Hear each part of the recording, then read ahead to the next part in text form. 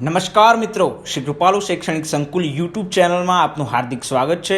આવા જ educational video જોવા માટે લાઇક, શેર અને સબસ્ક્રાઇબ કરવાનું ભૂલતા નહીં।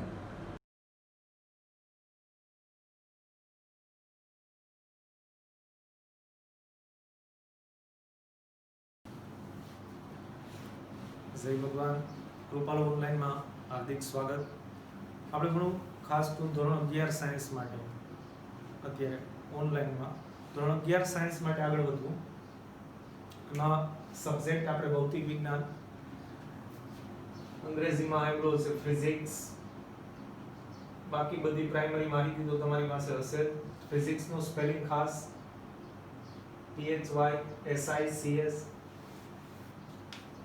તો ભૌતિક વિજ્ઞાનની વ્યાખ્યા તો આપણે ઘણી બધી આપી શકીએ, ઘણી બધી સાંભળેલી હશે, અલગ અલગ વૈજ્ઞાનિકોની અલગ અલગ વ્યાખ્યા છે। એકદમ સિમ્પલ એન્ડ સોબર ભૌતિક વિજ્ઞાનની વ્યાખ્યા આ પ્રમાણે: કુદરતમાં બનતી તમામ ઘટનાઓનો અભ્યાસ કરતું વિજ્ઞાન કે શાસ્ત્ર। કુદરતમાં બનતી તમામ ઘટના, તો સવાલ આવે કુદરતમાં બનતી તમામ ઘટનામાં પ્રકાર સીધા મોં ઉપર આવે, એક માનવ સર્જિત ને બીજા કુદરતી। તો આ કુદરતમાં બનતી ઘટનાના પ્રકાર જોઈએ તો માનવ સર્જિત અને કુદરતી આપણે આપમેળે બનાવેલા છે આમ તો આ। હવે આમાં ઘટનાઓ યાદ કરીએ તો તમે અગાઉના ધોરણમાં ભણેલા હશે, 9, 10 ઘણી જગ્યાએ ભણેલા હશે। જેમ કે ગુરુત્વાકર્ષણ, જેમ કે ભૂકંપ, હું બોલું તમે સાંભળો, આ પણ એક ઘટના છે। તો આ તમામ ઘટનાઓનો અભ્યાસ કરવો, તેના માટેનું શાસ્ત્ર એટલે આપણું ફિઝિક્સ, બોલે તો ભૌતિક વિજ્ઞાન। ઘટનાઓના પ્રકાર તમે હમણાં જ બોલ્યા આપણે ગુરુત્વાકર્ષણ, 10th ના ચેપ્ટર અવસર યાદ કરીએ તો પ્રકાશનું પરાવર્તન, આ બધી ઘટનાઓ છે। વક્રીભવન, આમાં કોઈ ઘટના કુદરતી પણ હોય,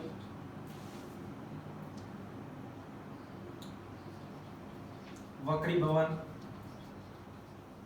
ચોમાસામાં આપણે રેનબો જોઈએ, મેઘધનુષ્ય,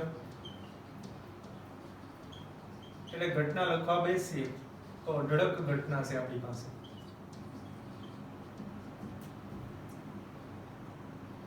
એટલે આ હતી ફિઝિક્સની સામાન્ય વ્યાખ્યા। હવે જો અભિન્ન ગણાતું હોય ફિઝિક્સ ભણવા માટે, ખાસ આપણે ભણવું પડે ભૌતિક રાશિ। ભૌતિક રાશિ એટલે શું? તો કે આ તમામ ઘટનાઓ ભણવા માટે આપણને વિચારની જરૂર પડે, ખ્યાલની જરૂર પડે, અમુક કોન્સેપ્ટ જોઈએ, વિભાવના જોઈએ, એને ખરેખર ભૌતિક રાશિ કહેવાય। ફોર એક્ઝામ્પલ ગ્રેવિટેશન, આપણે તમામ જાણીએ છીએ આ માર્કરને છોડીએ તો ક્યાં પડે? નીચે। આ ઘટના શરૂ થઈ અને અભ્યાસ શરૂ કરવો, તો આમાં વિચાર શું આવે? કયા કયા વિચાર આવે? આ શું કામ માર્કર નીચે પડે? તો કે એમાં ગ્રેવિટેશન ફોર્સ લાગે, ફોર્સ બોલે તો બળ, તો આ બળ આપણો વિચાર છે। એ વિચાર એટલે જ આપણી રાશિ। કેટલી ઊંચાઈથી પડે તો ઊંચાઈ પણ આપણા માટે રાશિ થઈ। કેટલા સમયમાં નીચે પડશે તો સમય પણ આપણા માટે રાશિ થઈ। કેટલી ઝડપથી નીચે પડશે તો ઝડપ પણ આપણી રાશિ થઈ।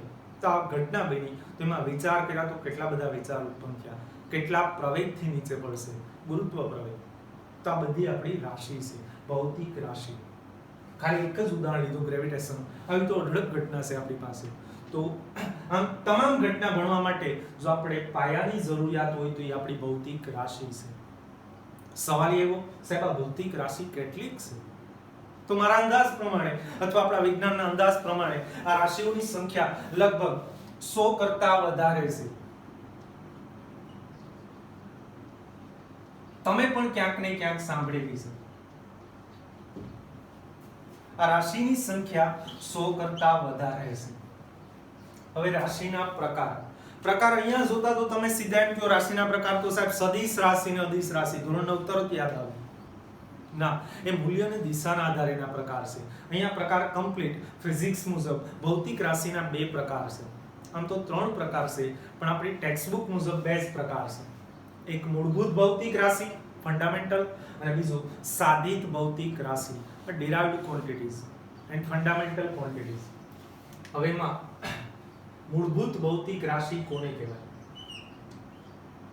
તો કે જે રાશિ અથવા જે રાશિઓ એકબીજાથી સ્વતંત્ર હોય, જે રાશિઓ એકબીજાથી સ્વતંત્ર હોય, એને કોઈ ગાણિતિક સૂત્ર હોતા જ નથી, એને મૂળભૂત ભૌતિક રાશિ કહેવાય।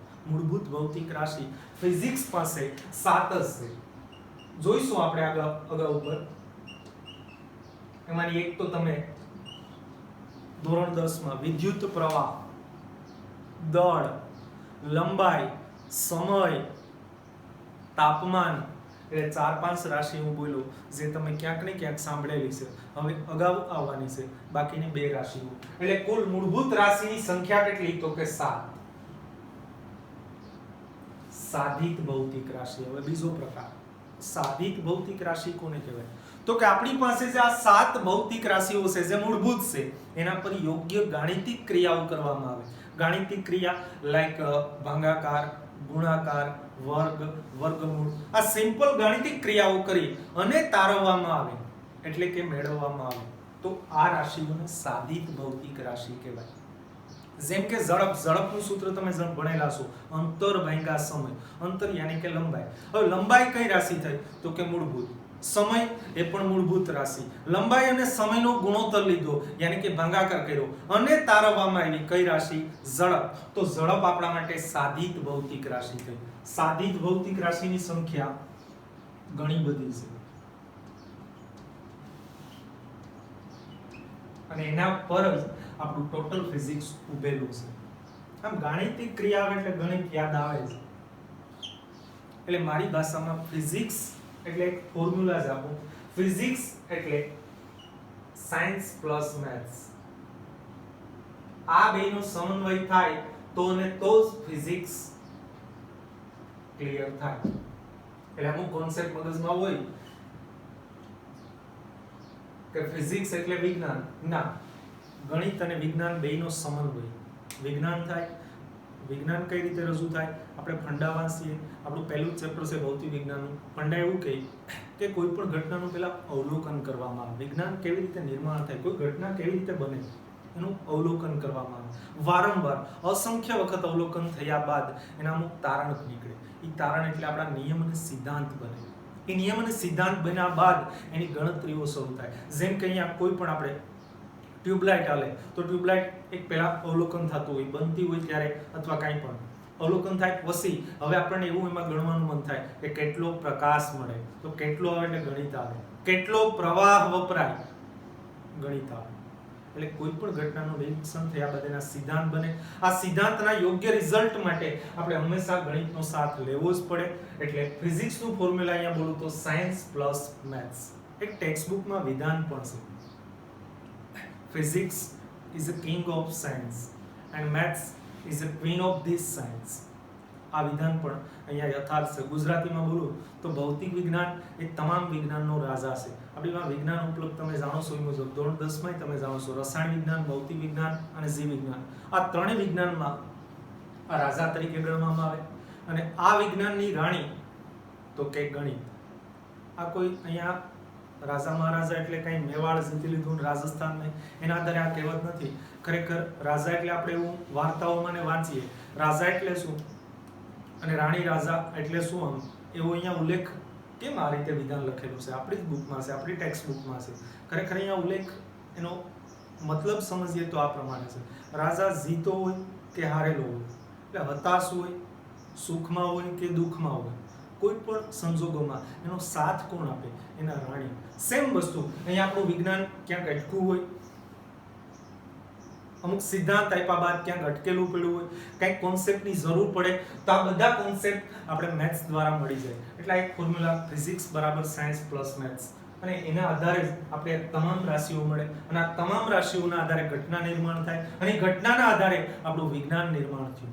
એટલે આ રાશિ માટે મેથ્સ ઉપયોગી છે. આથી બીજી સામાન્ય વાત. હવે સાધિત ભૌતિક રાશિ. ઘણી બધી રાશિઓ છે, એની વ્યાખ્યા જોઈ. હવે આગળ જઈએ. કોઈ પણ રાશિ હોય તેના માપન માટે આપણે એકમની જરૂર પડે. આંતરરાષ્ટ્રીય સ્તરે આપણે બોલીએ કેટલી ઝડપથી ગયો તો 2, કેટલું બળ લાગે તો કે 3. તો આવા અંક બોલીએ તો યોગ્ય નથી. પણ એની પાછળ જો એમ બોલીએ કે કેટલી ઝડપથી ગયું 2 મીટર પર સેકન્ડ થઈ ગયું. કેટલું બળ લાગ્યું 3 ન્યૂટન બળ લાગ્યું. જો પાછળ અંક ઉપરાંત એની પાછળ કંઈક એડ કરીએ છે. કેટલો પ્રવાહ વહે 2, ના નથી બરાબર લાગતું. કેટલો પ્રવાહ વહે 2 એમ્પિયર. તો એમ્પિયર શું બતાવે આપણો? એકમ. આ આંતરરાષ્ટ્રીય સ્તરે ઘણી બધી એકમ પદ્ધતિઓ છે એને આ ડેવલપ કરેલું છે. એટલે કોઈ મિશ્રણ ન થાય, કોઈ રાશિના માપ આડાઅવળા ન થાય એના માટે એના ચોક્કસ માપ રાખેલા છે. એને ખરેખર આંતરરાષ્ટ્રીય સ્તરે કોઈ પણ રાશિના પ્રમાણિત માપને આપેલ રાશિનો એકમ કહેવાય.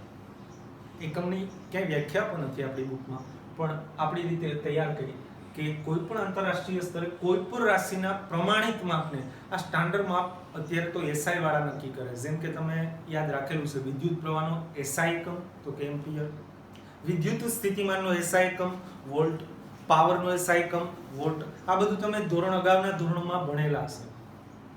તો અત્યારે એકમ પદ્ધતિ કાર્યરત હોય તો એસઆઈ છે. એ પહેલા ઘણી બધી કાર્યરત હતી. પહેલા માત્ર આપણી મૂળભૂત જરૂરિયાતો મુજબ 3 જ રાશિ હતી: દળ, લંબાઈ અને સમય. એના પછી ડેવલપ થયું તાપમાન, એના પછી વિદ્યુત પ્રવાહ. એમ જેમ જેમ આગળ શોધ થતી ગઈ 19મી સદીના અંત પછી, યાની કે 20મી સદીમાં આ રાશિઓ ડેવલપ થતી ગઈ અને એના માપ એના આંતરરાષ્ટ્રીય સ્તરે સુધારા થતા ગયા અને આગળ રાશિઓના એકમો નક્કી થતા ગયા. હવે આપણે આ બધી વાતો કરી કે આ રાશિ અને એના એકમો નક્કી કોણ કરે. રાશિ અને એના એકમો નક્કી કોણ કરે? આમ તો સાયન્ટિસ્ટ જ કરે, વૈજ્ઞાનિકો જ કરે. કોઈ પણ ઘટનાનો અભ્યાસ આપણે એવું અનુમાન કરીએ તો વૈજ્ઞાનિકો જ કરે. હવે વૈજ્ઞાનિકો કરે પછી એને વિચાર કે વિભાવના યાની કે ખ્યાલની જરૂર પડે, યાની કે રાશિની જરૂર પડે. તો એ રાશિનું નામકરણ, એ રાશિના એકમનું નામકરણ, આ બધું કોણ કરે? એનો એક સવાલ સિમ્પલ વાત છે. રાશિના એકમ નક્કી કોણ કરે? તો અત્યાર સુધીમાં આવેલી તમામ એકમ પદ્ધતિને આપણે યાદ કરીએ. આ એક સામાન્ય નોંધ છે, જો કે કામની વસ્તુ છે. ફરી આપણે એટલું બધું ભૌતિક વિજ્ઞાન પછી રાશિની માહિતી લીધી, રાશિની માહિતી બાદ રાશિના એકમની ચર્ચા કરી. આ તમામ વાતો નક્કી કોણ કરે? તો કે સૌપ્રથમ જ્યારે બ્રિટિશ રાજ હતું ત્યારે સૌપ્રથમ એફપીએસ એકમ પદ્ધતિ ડેવલપમાં હતી.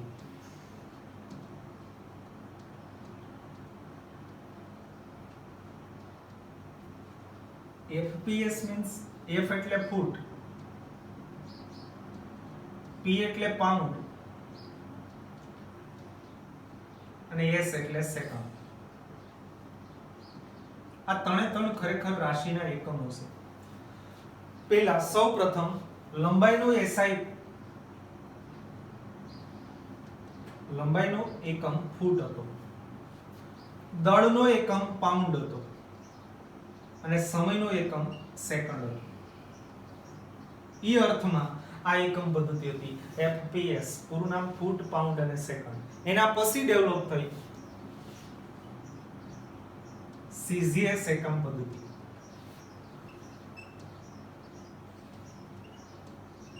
ફરી લંબાઈ, દળ અને સમય એ આપણી રાશિ થઈ. ખરેખર વ્યવહારમાં દળને આપણે વજન બોલીએ, પણ વજન અને દળમાં ડિફરન્સ છે. વ્યવહારમાં આપણે દળને વજન બોલીએ. વજન એટલે ખરેખર ગ્રેવિટેશન, ગુરુત્વાકર્ષણ.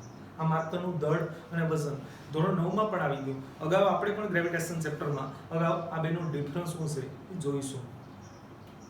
લંબાઈ, આ માર્કરની લંબાઈ, આ માર્કરનું દળ, સમય, આ ત્રણ જ આપણી પ્રથમ મૂળભૂત જરૂરિયાતો. આ દળ, લંબાઈ, સમયના સૌપ્રથમ એકમ હતા ફૂટ, પાઉન્ડ અને સેકન્ડ. તેના બાદ નવી એકમ પદ્ધતિ યાની કે CGS એકમ પદ્ધતિ. C એટલે સેન્ટીમીટર,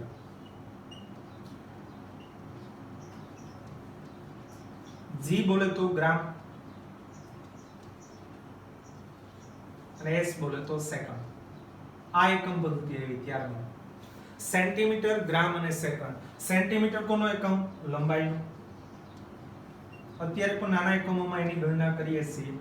ગ્રામ એ દળનો એકમ, એ નાનો એકમ થયો અને સેકન્ડ સમયનો એકમ. ત્યારબાદ સુધારા કરા અને નવી એકમ પદ્ધતિ આવી MKS એકમ પદ્ધતિ.